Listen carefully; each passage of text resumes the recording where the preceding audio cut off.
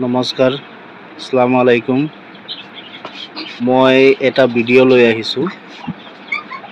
তাৰপাছত আপোনাৰ হাজবেণ্ড আৰু ৱাইফৰ ভিতৰত যদি তৰ্ক বিতৰ্ক থাকে, ভাল পোৱা পুই নাথাকে, চেনেহ মৰম নাথাকে, সেইটোৰ বিষয়ত এটা ভিডিঅ' আনিছোঁ। ভিডিঅ'টো হৈ গ'ল আপোনাৰ কিবা তৰ্তিব এটা। স্ক্ৰীনত যেটো ভিডিঅ' দিয়া হৈছে, এই ভিডিঅ'টো আপোনাৰ লিখি পেলাই পানীত তিয়াই খুৱাবৰ কাৰণে, যদি হাজবেণ্ড আৰু ৱাইফৰ ভিতৰত তৰ্ক বিতৰ্ক হয়, কথা বতৰা নিমিলে, সেইটোৰ কাৰণে ভিডিঅ'টো দিয়া হ'ল।